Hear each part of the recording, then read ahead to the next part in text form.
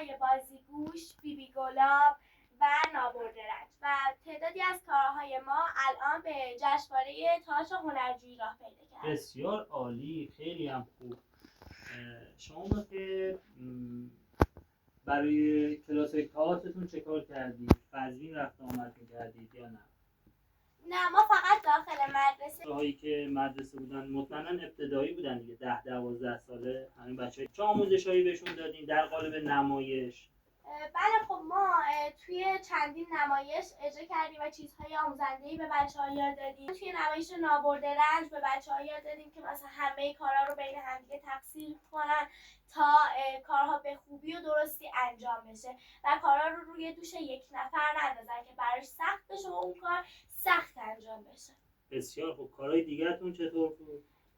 مثل کار بچه‌های بازیگوش. توی کار بچه‌های بازیگوش ما برای روز معلم برای معلمای عزیز مدرسه‌مون آماده کردیم و به بچه‌ها یاد دادیم که چطوری قدردان معلمشون باشن و چطوری از معلمشون قدردانی کنن.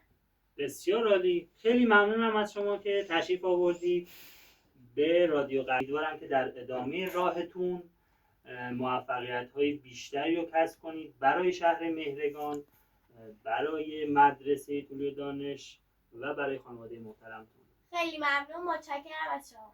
خیلی ممنونم از